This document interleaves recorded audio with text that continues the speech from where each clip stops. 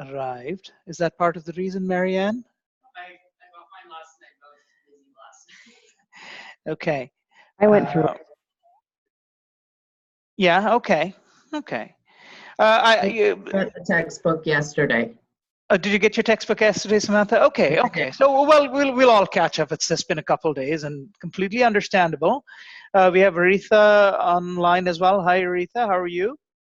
Good morning. Can you hear me? Yes, we can. Loud and clear. It is exciting when technology works. Yes, it is. Not as much when it doesn't. I'm sorry you can't see the class, and if that's of interest to you to either be seen to the class or want to see the class, we can make arrangements for that. But so just let me know. It would, if it lets you feel more connected or whatever, we can definitely do that. Okay. It's okay. It's I'm all okay right? as is. I'm okay as is. Okay, you're okay as is. Okay, very good. I will periodically look and check for chat messages, but if you have something, a burning question or some comment that you have to say, just unmute yourself and say it. We can hear it. We can address it right then in real time. It's a little bit harder for me to stop myself in my tracks and then go look at the chat messages. I will do that. I'll periodically review the chat messages because some of you probably don't want to sound disruptive, so put it more subtly in the chat section, and we understand that. Anyway, so we spoke a little bit about knowledge and the role of research, and in that sense, we attempted to define what research might do. I'm going to request Courtney to shut the classroom door because it's kind of disruptive in the back. We seem to coincide well with the janitorial maintenance of the building. So there's always a little bit of clanging, banging, and scrubbing of floors when I'm doing my lecture. It doesn't take away from anything, but just in case you hear sounds in the background, that's what's happening. So one of the things we spoke about last time is what a science is all about. Now, class, is gerontology a science? What do you think? So Courtney says yes, she nods yes in the classroom. Marianne says yes. How about you folks online? I can't see you, so you're gonna have to tell me or be visible. What do you think? Is gerontology a science? Yeah, it could be considered a science. Aretha says, can be considered a science. I think it is because it incorporates some human biology. Yep, Charlotte says it is because it incorporates things from biology and other areas. Okay. Okay, I mean, just wanted a couple of voices. And this is, gerontology is definitely a science because a science is any discipline that collects, weighs, and evaluates evidence. And gerontology does that. We do a lot of research in gerontology where we're often collecting data. We sort it out, we analyze it. So it is definitely a science. And what it does with this data is it provides a measurable explanation for some aspect of the universe so that we can accept a theory or an explanation. The goal of any science or any research is not just to settle debates, but it is to provide an acceptable explanation for something. So for example, if you see a whole bunch of people, Sudbury was, I would not say selected or awarded, but I don't know the best term for it. Sudbury was identified, let's use identified. Sudbury was identified in 2015 as one of the cities with the highest obesity rates and smoking rates in Canada. Okay. It explained the prevalence of many lifestyle-based diseases in Sudbury, predominantly high blood pressure and arthritis. Lots of people have joint replacements because, prolonged periods of obesity wear your joints out and stuff like that. And also a very high range of cardiovascular diseases for the same exact reason. We have another participant. Hi there. Could you tell us who you are? Michaela. Okay, Michaela is in class as well.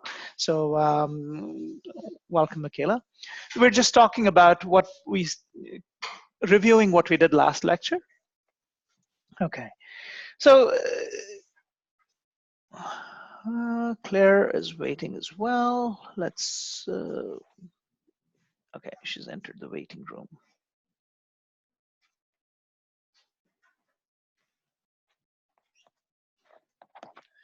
Hi, Claire, how's it going? Can you hear us, Claire?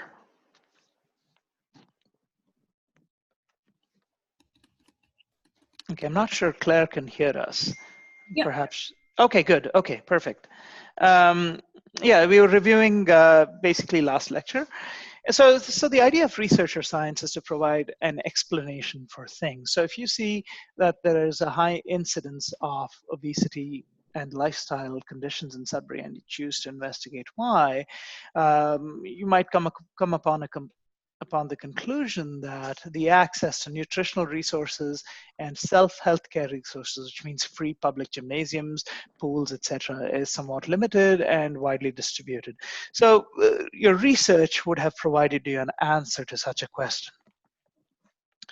One of the unique things about doing research is the idea of keeping the process transparent. That means when one researcher does a piece of research to give you an answer or an explanation, a second researcher should be able to go and look at the process and understand exactly what was done, how it was done, and how those answers could be obtained. So for example, hypothetically, we have 9 or 10 of you in this classroom now. If one of you were to conduct a research project, the other 8 should be able to go through the exact same steps and actually come to the exact same conclusion. So if I do 2 plus 2, all of you can tell me it's 4. I don't have to convince you. I mean, I can't have 2 plus 2 equals 4 for me, and then Marianne has 2 plus 2, 5. Samantha has 2 plus 2, 7.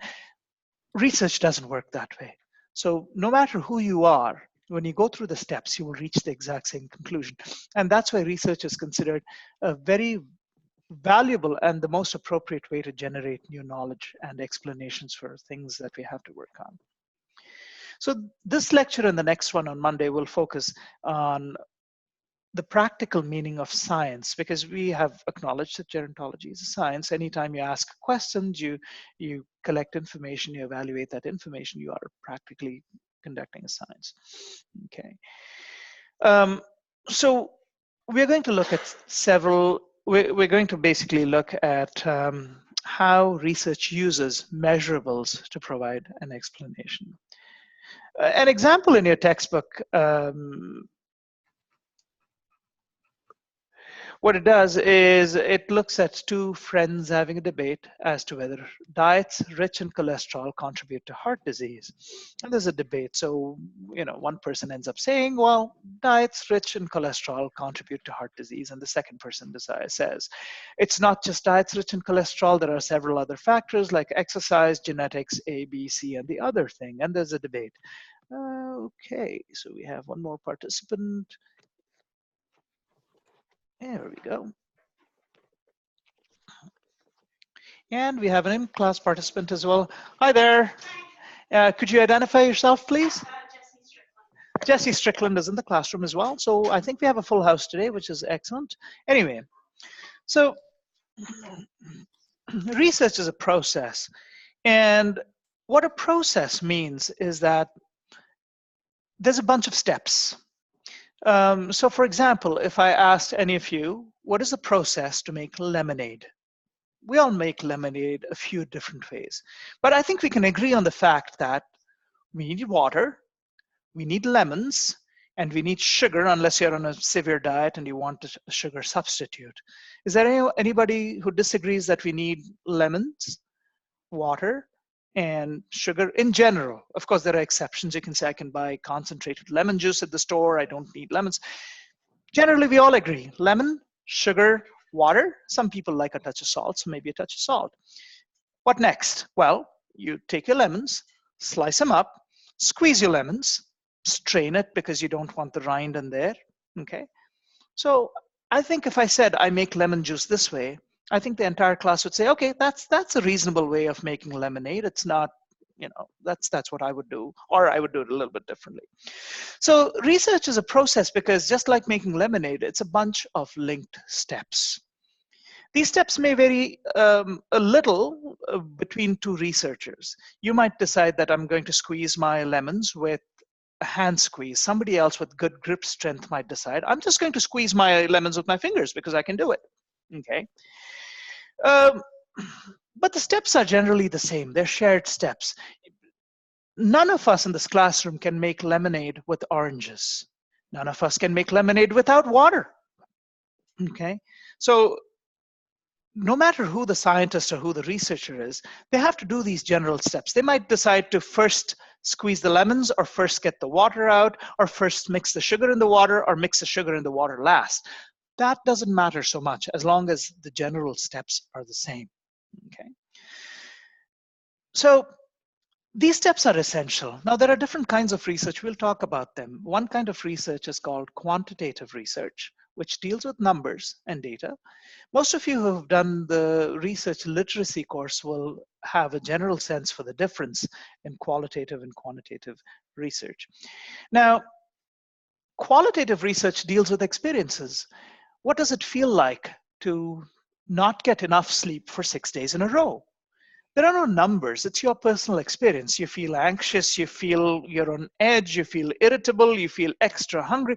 Whatever it is that a person feels, this is all qualitative. This is not quantitative. Quantitative is, well, how many hours of sleep did you get each day?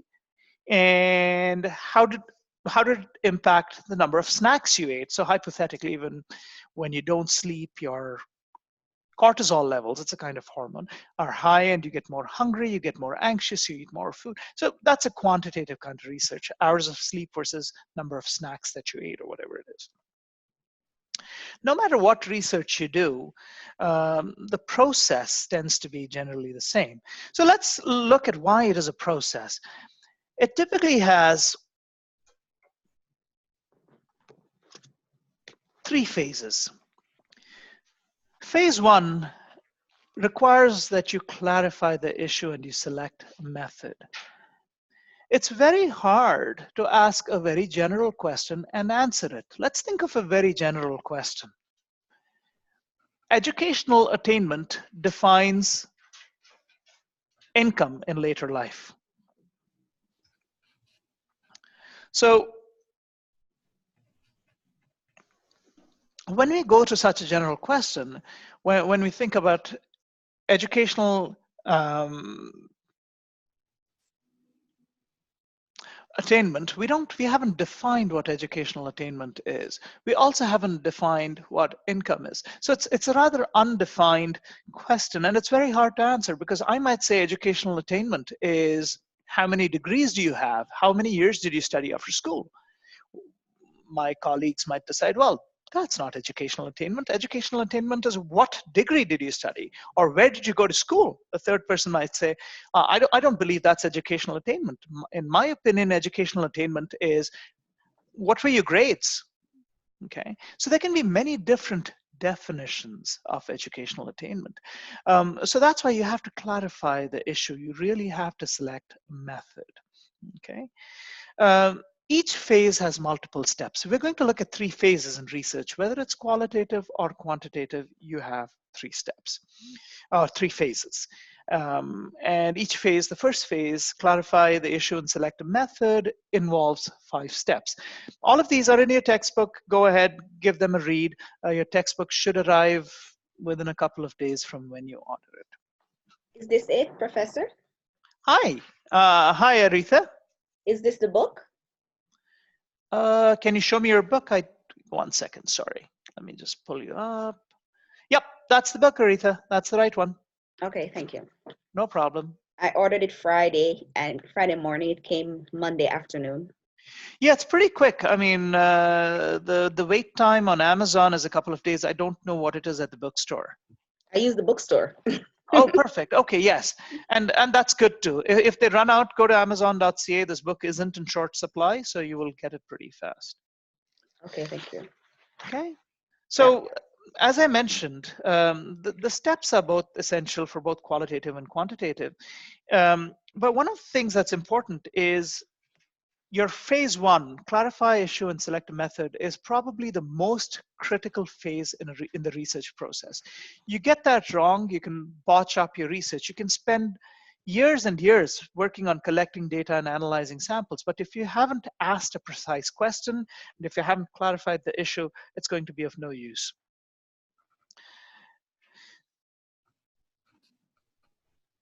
Phase 2 typically involves data collection, which is collecting information. Okay.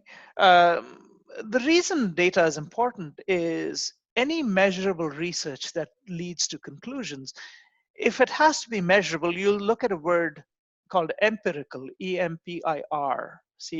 Empirical means measurable. We have a participant. Okay. Okay, very good. Okay, so empirical data is measurable data. So the whole point of collecting data is having something that you can measure. Your measurable data can be quantitative. Well, how many hours did you sleep last night? You give a bunch of participants a journal and they log out, well, Monday I slept so many hours, Tuesday so many, Wednesday so many. Something you can measure. Interviews can also be measurable data. And you might wonder, well, how can interviews be measurable data? My experiences are different from a second person or different from a third person. We will get into that more when we address the section on qualitative research. When we talk about different things, what does it feel like to be female and unemployed? And we're interviewing women who are waiting on acquiring jobs. Granted, each of their individual experiences will be different, but there might be common themes that you find in all of their interviews and their narratives. So even though you're not actually collecting numbers, there can be things that you measure, like instances of sexism, instances of bias, instances of being offered a lower wage, and so on. So there are different themes that you can find. Anyway, whether it's qualitative or quantitative research, your theory is guided by your data. Phase 3 typically requires, the final phase in research requires that you relate your evidence, what you find, to your research question, and you draw conclusions. And you also have to acknowledge limitations. No research project is complete in and of itself. There are always limitations because no researcher can do all-encompassing research. For example, how does the consumption of 3 coffees per day affect sleep? Very broad question. If you were a researcher doing a research project, you'd have to limit it to, well, I'm going to poll the students at Laurentian University because I'm physically here. And I'm going to poll the students in the gerontology department because I don't have access to any other department. So by default, researchers are limited to asking smaller questions. You just can't ask questions that cover everything. So this would be an example of a limitation. The other thing is you might recognize that the amount of coffee and the amount of sleep may be completely different in the summer months when students may not have courses. They might be drinking less coffee, or they might be getting enough sleep just because they can sleep in as long as they want. Okay, we just admitted Jessica.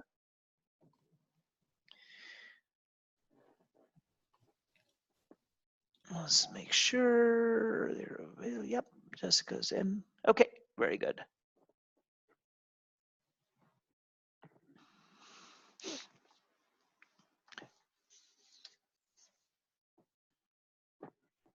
Okay, so there are 5 steps to phase 1. And like I said, these steps tend to be exactly the same, whether you're doing qualitative or quantitative research. So the first step is to select, formulate, and narrow the question. So let's understand what this means. Okay, so I'm going to not share my screen, but I'm going to share a whiteboard. Yeah, so we're not going to share.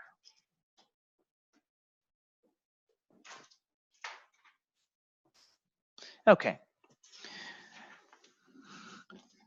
So let's think about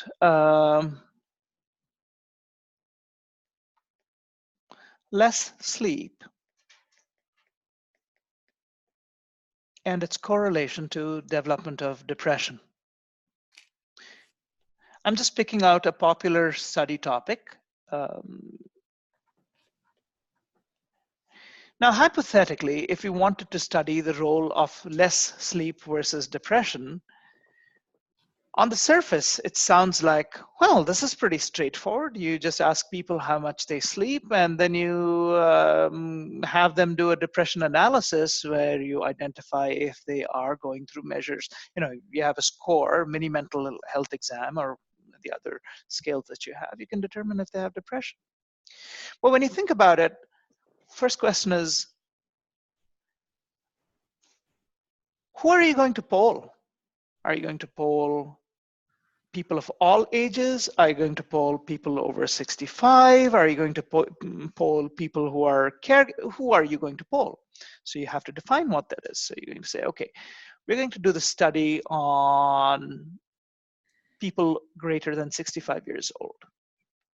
Will they be men? Will they be women? Okay, well, let's poll women because there's a higher incidence of depression for women. Let's say it's going to be women. When we talk about hours of sleep, are we going to define what is less sleep, what's appropriate sleep, what's excess sleep? So you'd have to define how much the sleep scale is.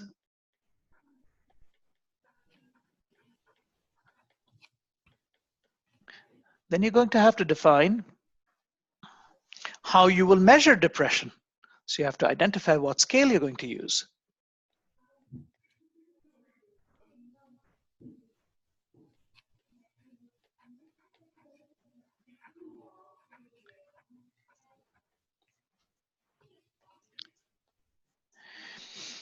And if this has not narrowed things enough, let's say we think we have narrowed it down enough. So if we try to redefine this, let's say that we're going to do a study to figure out, the hypothesis is that less sleep is associated with the development of depression in later life. So we're going to poll a bunch of women, a sample size of women. So, you know, how many women? Are you going to talk to 30 women? Are you going to interact with 100 women? Are you going to interact with 500 women? So let's say you need to get a number. Okay. Now, the next thing is, okay, we're going to get 30 women more than 65 years of age who will have different amounts of sleep, and they will answer a depression scale, and we will essentially identify where they are based on sleep versus depression. Okay, great. Question sounds very defined now, very answerable. It's a very focused question, correct? But there's still one thing missing. Where are these women going to come from? Is it going to be from Sudbury? Is it going to be from the community? Are they going to be from long-term care? Are you going to consider other chronic conditions they have? Are you going to consider medications they have? Are you going to consider health status? Are they active? Are they obese? Do they suffer from other health issues? So you see how much a researcher has to think about to narrow their question. And that's the point I'm trying to make. So you have a similar example in your textbook, and you can take a look at that. So I'm just going to go back to the slides, and I'm going to get rid of the whiteboard. Absolutely, Samantha. Is it at this point you would have to decide how to determine which is the dependent variable, whether it's the sleep or the depression? We'll talk about the dependent and independent variable in a couple of lectures. In this case, the hours of sleep would be your independent variable, because your depression is correlated to your hours of sleep. So your independent variable would be the hours of sleep, and the score on a depression scale would be your dependent variable. Does that make sense?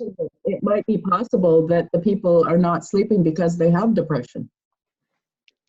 And we don't know the answer to that. So we'll talk about the interrelationship between variables. One of the challenges we often have is there are researchers who are known as deterministic researchers, which means they decide that one is the cause for the other, or positivist researchers.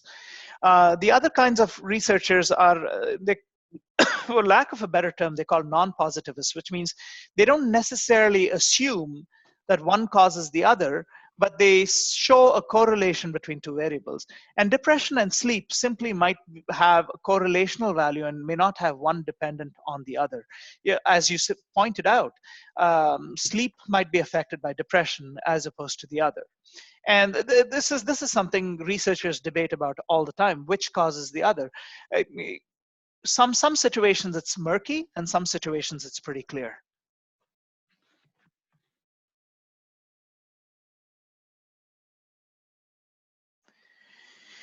So phase one has 5 steps. You select, formulate, and narrow the question. Narrowing the questions has several steps, as we spoke about. Now, the next thing is, once you narrow down the question, you might decide that, okay, well, I have a hypothesis. And keep in mind, having a hypothesis doesn't mean that that's the answer. A hypothesis, a hypo means above, and a thesis is a proposition or an idea. The idea of a hypothesis is that you just create a starting point. Your own hypothesis could be proven not true from your own research, and that's absolutely fine. So let's assume our hypothesis is poor sleep, chronic lack of sleep causes depression. Okay. And then you go ahead and narrow down the question, looking at all the different variables. You might also decide to interview people to ask them their personal experiences dealing with lack of sleep. You might decide that I don't know enough, perhaps like Samantha suggested, it's not clear if one causes the other. But what I'm interested in is in the outcome of how people feel when they sleep 4 hours a night, or they keep getting woken up every 20 minutes in their sleep. Perhaps they have sleep apnea or something of that sort. Let me talk to people who are experiencing this, okay? And even then, once you select and narrow the question, and then you decide you go on an interview-based thing, a structured interview, semi-structured interview, or a questionnaire. So that's where the research design comes in. So after you formulate your question, you choose a research design. Well, am I going to do qualitative work, which means I'm going to interview people, record the interviews, and then look for themes? Or am I going to go quantitative? Am I just going to have them tell me how many hours they sleep every night, or maintain a journal, and then do a test for depression? And then you also have to decide measures for variables. So if we do a quantitative study for depression, your measures would simply be, one variable would be the number of hours, which is simple. It's a physical number, so you don't have to actually measure anything. And then you'd measure depressive conditions, which means you would actually go ahead and measure on a depression scale, seeing what each person scored. If it was an interview, your measures would be the presence of themes. Hypothetically, say you're interviewing 10 people, talking to them about chronic lack of sleep. One person says, well, I feel grumpy all day. One person, maybe a common theme is almost 7 out of 10 people feel grouchy or grumpy all day, or not in a good mood. Some people feel exhausted, physically exhausted. Perhaps all of them feel on edge or a little bit anxious. Perhaps some of them feel that their workday is overwhelming. So these are common themes you find out. So you have to decide if you're doing a qualitative study, well, I'm going to look for themes, and I'm going to collect these themes and look at the prevalence of these themes. If you're doing it quantitatively, perhaps you're just actually measuring depression itself. You have to decide, creation of tables for analysis is more or less a quantitative thing. Why do we need tables? Why do we need tables to analyze anything? Do we use them to make comparisons? Absolutely, to make comparisons, to have easier comparisons. But it's almost like also to prevent, basically to be able to visualize your data better. So for example, let's assume that you have a project. Let's assume your professor has a hypothesis saying, well, close to Christmas, people are very bad following traffic signals. So you have more red light violations when it's Christmas time. So let's assume your professor gave you a project saying, hey, listen, I need to collect some data. I have a hypothesis that people become bad drivers around Christmas. Okay. So a bunch of brave souls, brave students decide to monitor every traffic light and take a book and see how many people break red lights. Let's assume breaking red lights is a sign of bad driving, and that's what you're trying to measure. So, you go ahead and, I have student A, student B, student C, student D, student E, and student F. Each of these students has a sheet, and they are measuring from different times of the day, say 10 a.m. to 11, 11 to 12, 12 to 1, 1 to 2. And so they're measuring red light infractions at different times in the day. Now, for those of you, sorry, I'm just going to interrupt for a second. We're going to get back to the example. Those of you who are furiously writing notes, don't worry. I'm recording each of my lectures. They will be available on D2L once we're done. So if you think you've missed anything, you can go back, rewind, and replay. And if I've made a mistake, that will also be recorded for posterity. So I realize I'm shooting myself in the foot, but I'm okay with that. So anyway, well, now I have different students and the recording number of traffic light infractions. So student A goes ahead and, 1, 2, 3, 4, 5. Here you get 2. Here you get 3. Here you get 4. But each of these students really has their own sheet of paper, right? And at the end of the day, when they come and give me their sheets, now I have 20 sheets of raw data.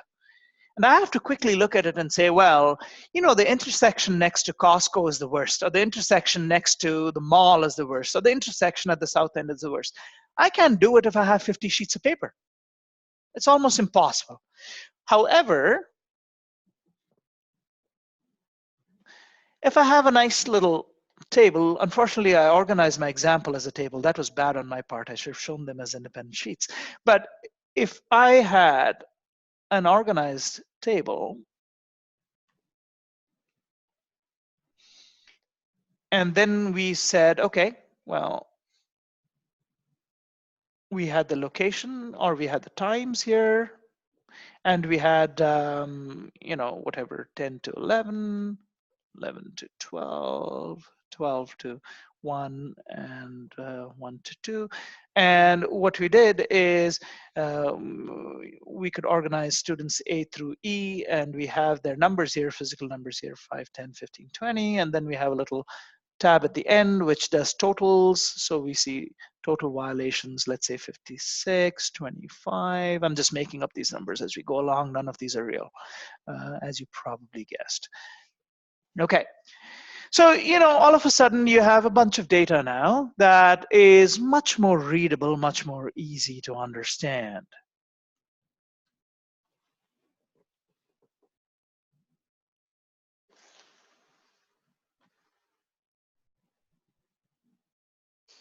Okay.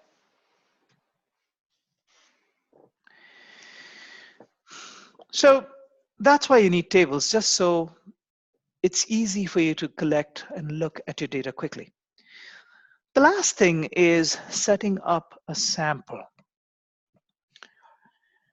Why do you think we need a sample? Why do we need a sample? Why can't we just poll everybody and everything? Because that data set is going to be just too wide. So you narrow down to what you need, and you have an idea. Great answer, Aretha. Yes, I mean, you narrow the data set. So what should your sample be like? Clearly, you can't study everything. I can't study every intersection in Sudbury because I don't have enough students. There's no way I have 450 students who are each there. And besides, that may not give me any more useful information than having 15 students at different spots, okay? Think about a big pot of soup. You don't have to drink the whole pot of soup to know what the soup tastes like.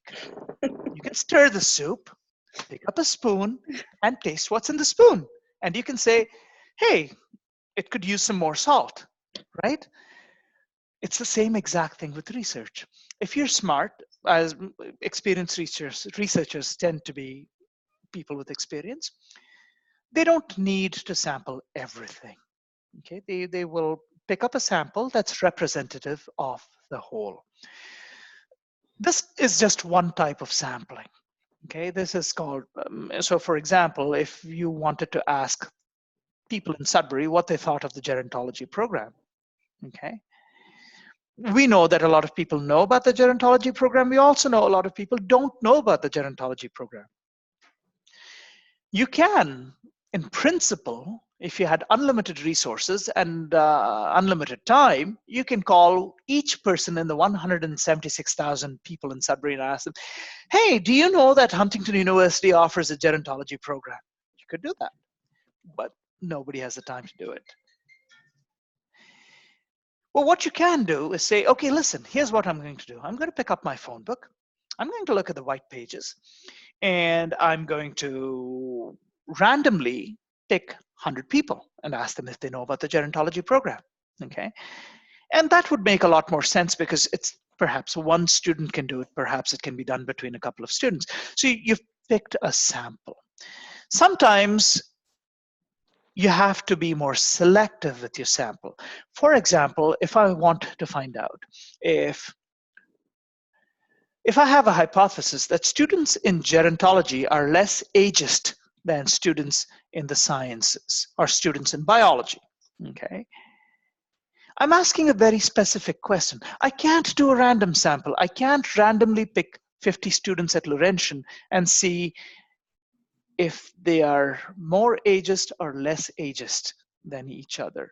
I'm very clearly trying to establish that 4 years in the gerontology program makes you more age sensitive. So I selectively pick students in gerontology. I selectively pick students in biology. I may have randomness built within. I may not say that, hey, it's going to be Charlotte, Samantha, Marianne, and Cassandra from gerontology, and it's going to be A, B, C, and D from biology. I may have randomness built within, but I'm starting to choose my samples. So the key is your choice of sample will depend on the question that you're asking. But it's very important to define the sample. This is an important part of phase one.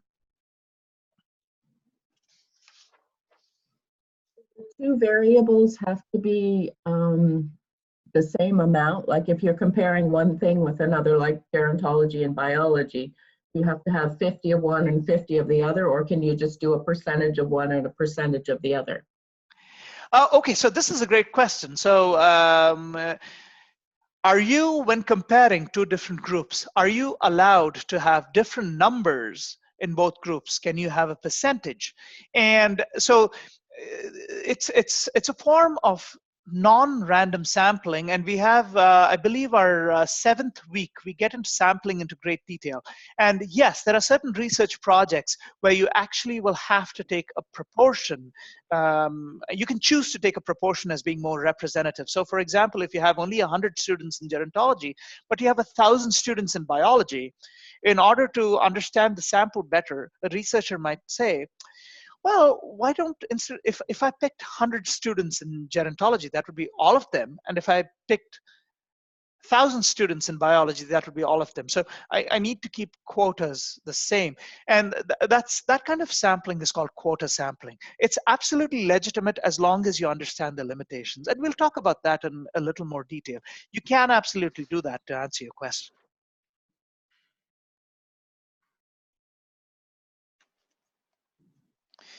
So when you go to step one in phase one, focus and narrow the research problem, we kind of looked at sleep deprivation and depression, and we tried to break down the question, right? So let's fill in the blank here. What is it like to be blank and poor? Pick something. Unemployed and poor, ill and poor, female and poor, elderly and poor, or any of the other combinations, right? To answer such a question, what would you have to do?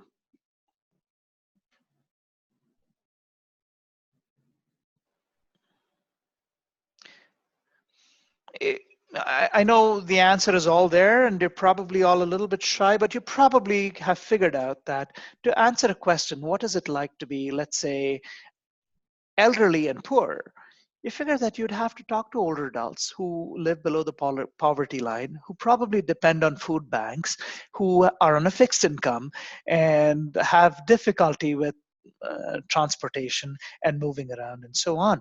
So to answer such a question, this would be, an example of qualitative research. You'd break it down further. You would probably define elderly as what age it is. You probably define the geographic location. You may decide to pick a gender. You may decide to pick an ethnicity. You may decide to pick sexual status. You may decide to pick disease status and so on. But you can narrow that question down quite a bit.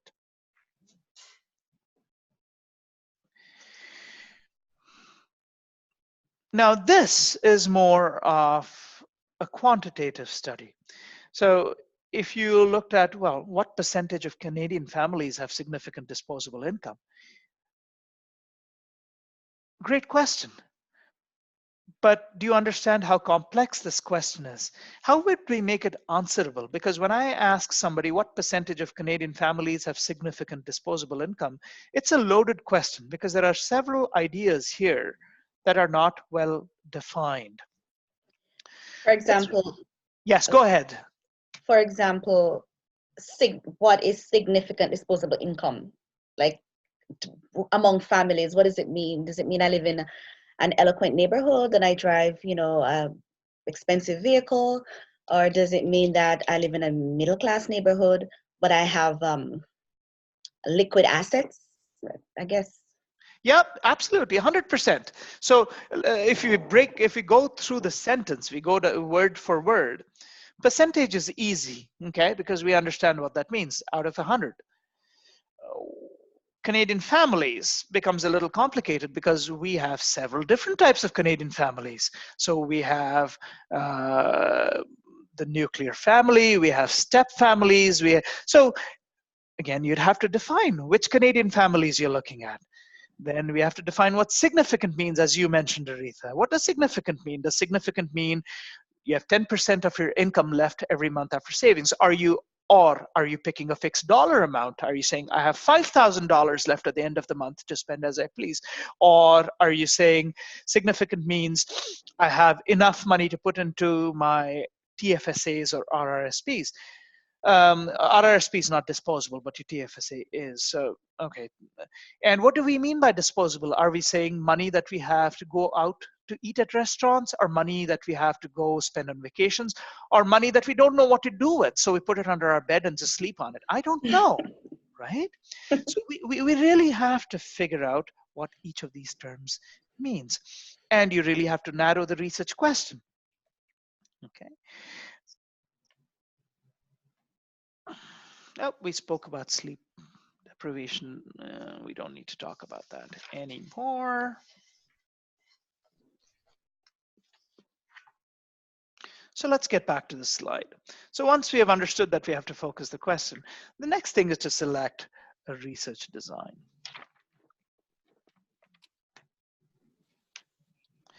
So if we are trying to identify the role of nutrition in the development of heart disease. Oh, sorry. Never mind. We can talk about it later. If you're looking at the role of nutrition in the development of heart disease, once you have defined what heart disease looks like, you have defined what your sample is, who you're going to ask, it might be very simple asking participants to tell you if they have a diagnosis of heart disease, and to perhaps log into diaries as to what they eat every day and what they think they have been eating in the past. So you can sort of get a correlational idea as to, well, conditions of heart disease or cardiovascular disease is correlated to certain dietary patterns, okay? One of the important steps once you've created the research design, whether it's qualitative, quantitative, is how are you going to measure variables? How are you going to measure things that change? Now, in quantitative results, if you're looking at sleep deprivation and depression, what are the things that can change? What are the variables? And I know we've answered this before. So your variables are the number of hours you sleep. Okay, that's going to be something that changes. Every person is going to log in or write in their book a different number of hours that they slept each day.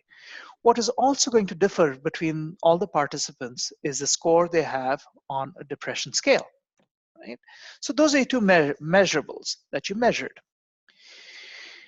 Your variables in a qualitative study where you have interviews are what's going to vary in interviews when you interview different people, asking them, well, describe your day to me when you haven't had enough sleep. What do you think is going to vary? The days, the experiences of the days for each person. Excellent answer, Aretha. Exactly. Exactly. So the experiences are going to vary. Some people might complain that they just feel exhausted.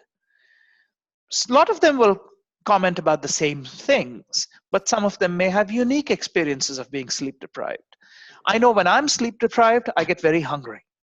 Okay, some people get hungry, some people are irritable, some people are groggy, some people feel exhausted. So the experiences are all different, and therefore the interviews themselves with the existing themes within those interviews will become the variables in a qualitative study. Okay, you're not going to be measuring numbers or a change in numbers, you're going to be looking at varying themes. Obviously, step 4, because there are 5 steps of phase 1, is to create an analysis plan, and we'll look. So the analysis plan, if it is quantitative, is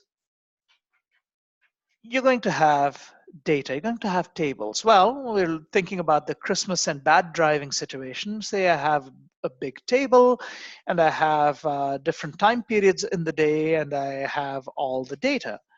Now, in order to represent the data, one of the things that I have to do, obviously, is I have to make it more visual. Tables are convenient, but tables are not the best. It's so much easier to look at a pie chart or a bar graph and understand what the data is telling you. Is there anybody in the class who hasn't seen a pie chart or a bar graph? Please let me know, and we can just do a little demo here. I'll just count to 5 after asking a question. If I hear nothing, I believe you know it all. Okay, excellent. I did count to 5, and we're moving forward. So the question is, how do you assess the data graphs? And then lots of research involves statistics. You have 2 columns of data, and you're trying to figure out, well, we're looking at ageist tendencies between students who have taken gerontology courses and students who have not. And these are the scores that we get on an ageism scale. Are these statistically significant? I mean, which is basically asking the question, are gerontology students sensitized enough to say that they're different from other students? Okay, and I'm just making this up. This is not to say that students in biology are ageist at all. I'm just, it's a make-believe example, so I don't want you to go around and assume that everybody else is ageist except you guys. Okay, okay.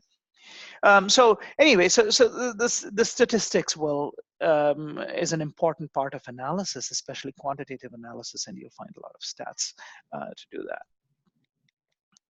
And of course, we spoke about sampling. So let's look at a quantitative example.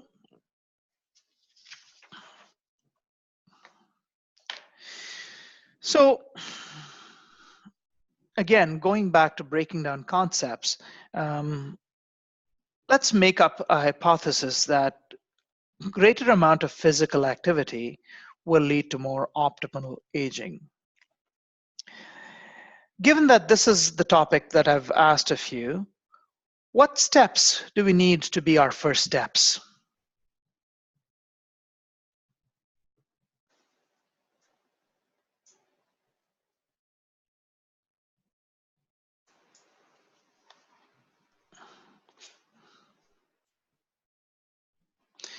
So our topic is, we have a hypothesis. Let's say our research question is, well, does activity lead to optimal aging? Our first steps in clarifying the question, what should we break down? What are the 2 concepts here?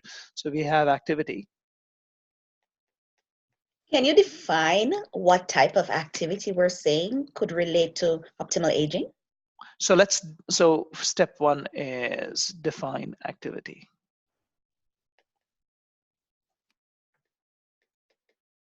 We have a second concept here. We also have optimal aging. We're going to have to break that concept down too, because what I think is optimal aging may not be the same as what you think. Fair enough? Yeah. Okay, so let's define activity. Then we have to define geographic region. Clearly, none of us are equipped to do a Canada-wide or global study. So let's decide geography as we narrow down our question. Do we want to define age, or are we measuring everybody? Perhaps. Yes, go ahead. I think we want to look at a certain age group, Okay. and we want to get samples from persons who participated in what we define to be activities for optimal aging, see what age they started Right. to what age they are, as opposed to, and compare to persons who did not participate in that kind of activity to where they are now. So we see persons who did, say at 65, this is the quality of life. Person who did not, at 65, this is the quality of life.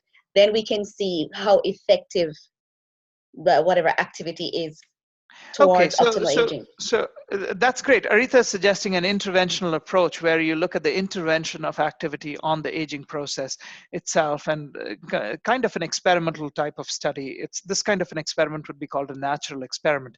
But even before we go there, there are still things to be unpacked. So this is called unpacking a concept. So we're just unpacking activity. Aretha, thank you for that. That's a very good point, and I'm going to remember it, and we're going to get back to it when we look at research design itself, which is one of your lecture sets. Do we need to locate like their residence where they live, whether it's long-term care or are they in a community? So not just geography, you're going to define the community as well. Okay, perhaps gender, female or male, and a bunch of other things like we spoke about, previous health conditions, medications, and so on. Then we get to, of course, define optimal aging, and then we have to identify what we are going to call optimal aging. So one of the things to do is to perhaps look at the existing database and see how optimal aging is defined. But one of a few different things that optimal aging could be, if we were to unpack it ourselves, what would we like to see?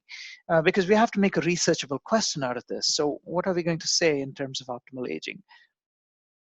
A person's ability to, their mobility, their ability to make choices.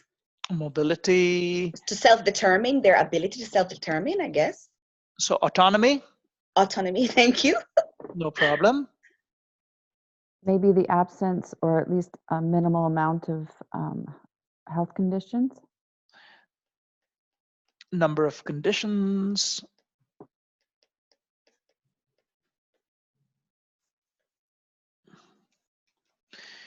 Life satisfaction with life scale. What about the life scale? Sorry, Samantha, I missed the first part. You could do a satisfaction with life scale. Yes, life satisfaction. Let's just call that LSC, life satisfaction. Okay. So as you can see, we're going to have to pick something. We may be able to measure all of them, but in several situations, we may not be able to measure all of them. So we might have to make our question a little bit narrow. Now, let's make this a researchable question. So what I'm going to do is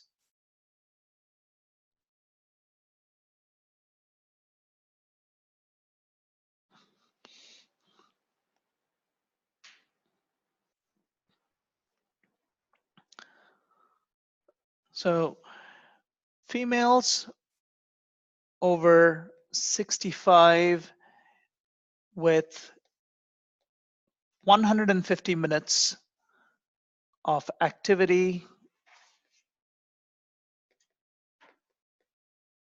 let's say moderate to vigorous activity as defined by Health Canada.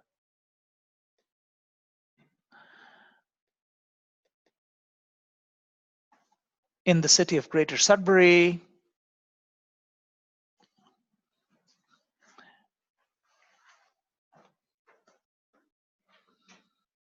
have fewer, let's say, number of chronic diseases.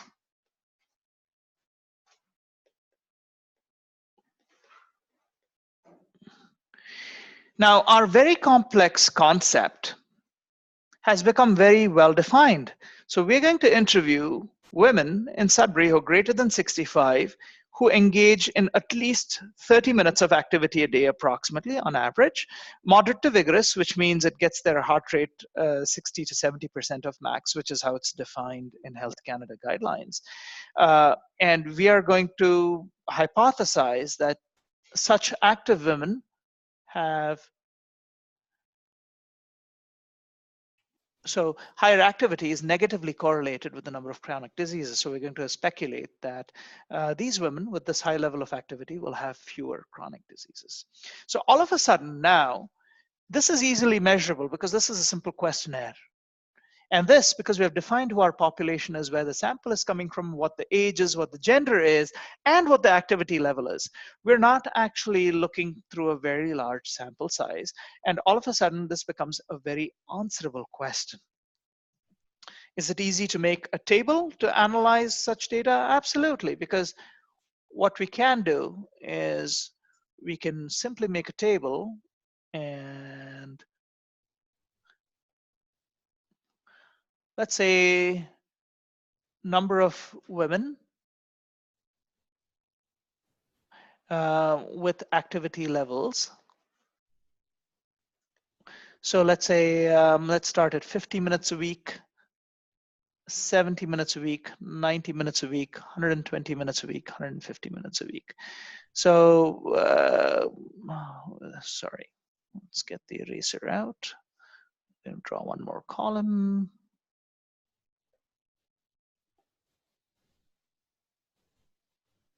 This is time.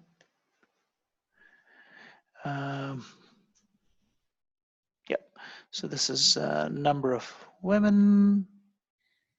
So you might have 5, 6, 25, 40, 65. And then you can say average number of chronic conditions. You might have to do a little averaging. And you see 6, let's say 6, 5, 5, 2. And this is all made up data, okay? So basically the point I'm making is that it's easy not just to make, when you break down your concept, you can easily make it a researchable question. And you can also collect the data in a systematic manner in a tabulated form, which allows you to visualize all of that quite easily.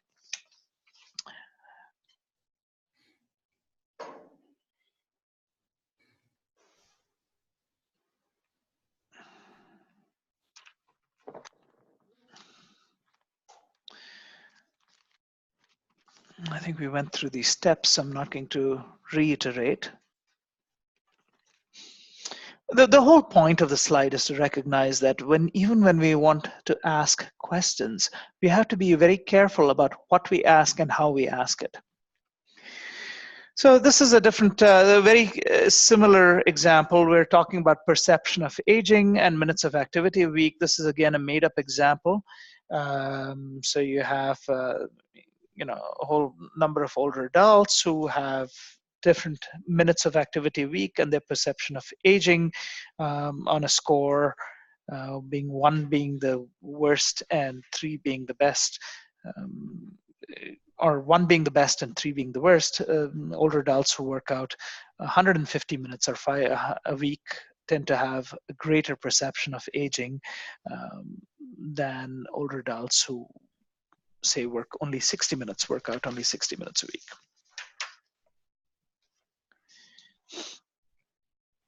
So data collection involves not just collecting the data, it requires you to organize it in such tables, and every once in a while you have to go ahead and graph that data out.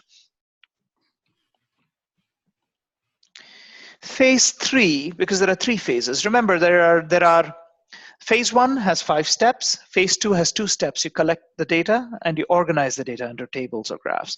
And phase 3, or last phase, is analysis and interpretation. The important thing about phase 3 is you have to draw conclusions. There's no point in having a bunch of graphs and data if you don't actually make a comment about it. And what should you be commenting about? What are the conclusions that you're going to draw? Is, well, what you see from the data. Also, when you have a conclusion, you have to go back and relate it to the question that you asked. So if your question was, well, does the amount of activity contribute to healthy aging or optimal aging? Then you have to go back and say, as a measure of activity, we looked at older adults who were exercising anywhere from 90 minutes a week to 150 minutes a week. And to measure optimal aging, we used life satisfaction scales as a measure. And we found that based on these measures or these variables, older adults who worked out more had a better quality of life, and they believed they aged better. Now, once you relate your findings to the research question, then you also have to relate it to a greater body of knowledge, which means you can't do the study in isolation. You have to look at other studies which have measured physical activity and life satisfaction or health measures. And you have to say, well, Shrinky and Botanic said that in their study, they found that older adults who engaged in 60 to 80 minutes, had a greater life satisfaction index. Our studies are very much in line with what they found. And, studies in Spain have shown that, and you cite different authors and different pieces of work. So what you essentially do is I'm sorry, I'm going to minimize that because you folks in class aren't able to see my slides very well. Okay, so you have to create a context for your study. So that's why you have to quote other people who are doing similar or related work or who have done it in their past. Your study itself will be based on missing information. You don't do research to replicate work. There is absolutely no benefit in finding out that students who are interested in working with older adults are likely to take gerontology. It's obvious, it's well understood, and you don't have to do anything there. You do research to find out or provide answers to what you don't understand or what you don't know. It's a good idea to suggest limitations of the study. There can be many limitations to the study. One limitation might be that, well, while measuring the amount of physical activity and life satisfaction, we were only able to interview residents from Extendicare York. This is not a representative population because it captures population with needs within a small long-term care facility. We did not have the opportunity to do the same studies with community dwelling older adults. That would be the example of suggesting a limitation. The other limitation would be there's a limitation of the variables. We chose the amount of activity in terms of minutes as defined by Health Canada, which is somewhat of a narrow definition, to correlate. We chose to correlate that with the optimal aging, which we correlated through a life satisfaction index. We did not measure anything else like overall quality of health, mental well-being, and all of those other factors when we unpacked it. So those are limitations of a study because, like I said, no one can explain everything, right? So you always make sure that you suggest the limitations. And as a good researcher, whenever you do a study and you correlate the conclusions to your research question, you also suggest what the future steps could be. You could say, well, in our next study, we will consider the role of activity in several different ways. It may not be 150 minutes of activity a week. It might be activity that provides so many minutes of pleasure a week, joyful pleasure. And so you might measure it differently. You might measure activity as social connectedness. How often do they meet people? How long do they communicate with people? How many meetings a week, in person, on the phone, and so on.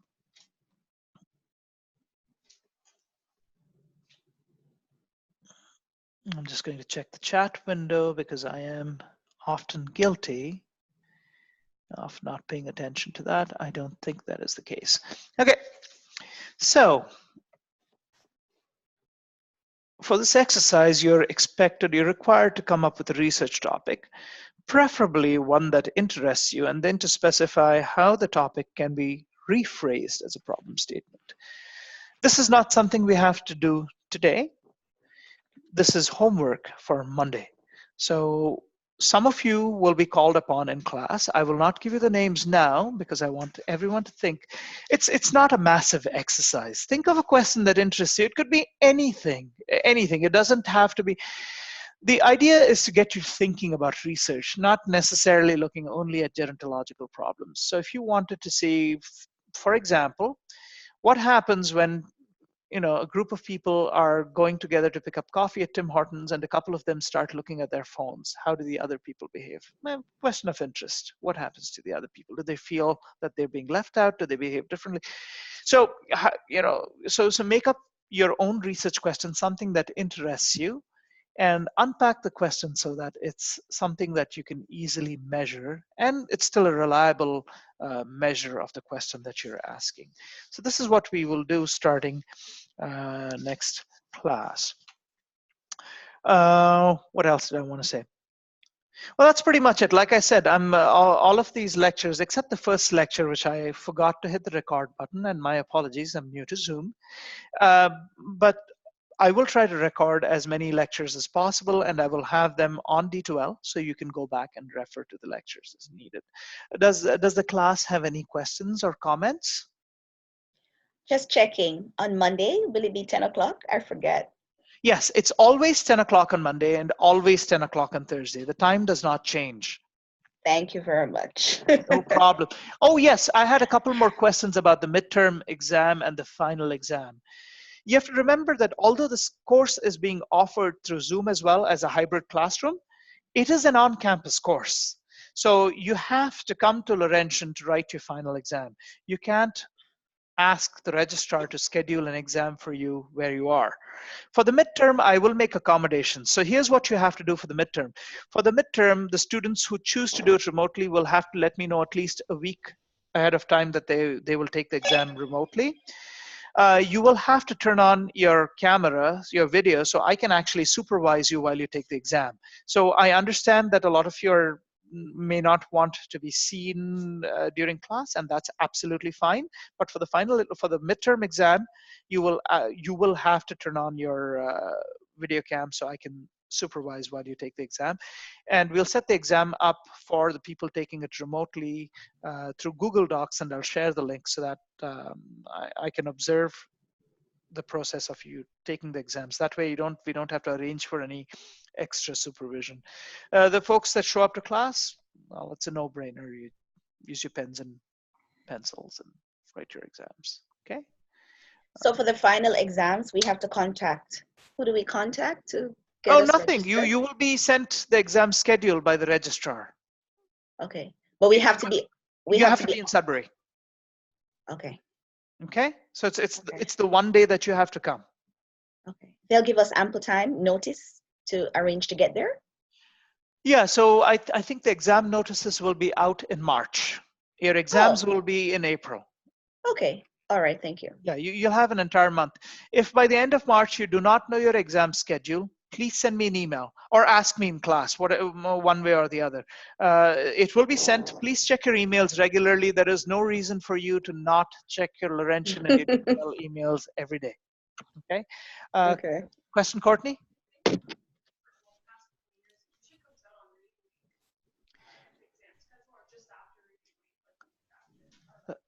Okay. Thank you, Courtney. So Courtney is saying the exams will be out for reading week, which is really not very far away. Reading week is the second week in February this time, just the week of Family Day. So it'll come out either during reading week or just before or after reading week. So we will all have our exam schedules in hand, so it shouldn't be a big deal. One thing before I let everyone go, Huntington University has its bursaries and scholarships on its websites. Please go check it out if you're looking for some financial help, or it doesn't matter what you're. There are different bursaries and different awards, and see what you qualify for and apply. There's no harm in getting some money to help you with your tuition. Okay. I have a question. If we have been taking our exams through a invigilator, are we not allowed to do that? And for this course? No, you're not allowed to do that for this course because this is not a distance course, like I said. This is an on-campus course. The Zoom feature is to enable students to be able to attend class regardless of where they are. Unless it's a registered distance course, you can't actually take the exam where you are. Okay, now in the last class, you had told us that the exam would be during the class time on the last day of class. Apparently, that's not allowed either. Okay, so that's changed. Yes, so there have been changes. Laurentian changes things, and then faculty are often, sometimes we miss things and then we catch up after. But we make sure the students have sufficient time. So unfortunately, yes, we will not have the exam the last day of classes, as I'm not allowed to do that anymore. The classes will be scheduled by the registrar's office, and by reading week, you will know where your exam is. If we normally attend online, do we have the option to come into the class for the midterm? Oh yes, 100%. So for the midterm, all I need is a quick, I'll send out an email before the midterm, 1 week before midterm, or we'll just take a voice vote in class just to figure out, well, who's showing up and who plans to take the exam from home, because I have to make arrangements for the students who won't show up to do it remotely. And it's a little bit complex. So, but as long as I know ahead of time, we should be able to manage it. Okay, thank you. No problem. Any comments? Like I said, I have the count to 5 rule. 1, 2, 3, 4, 5. Thank you and have a wonderful weekend. We'll see you. Thank you. Same to you, Professor. See you Monday. See you Monday. Bye-bye. Bye.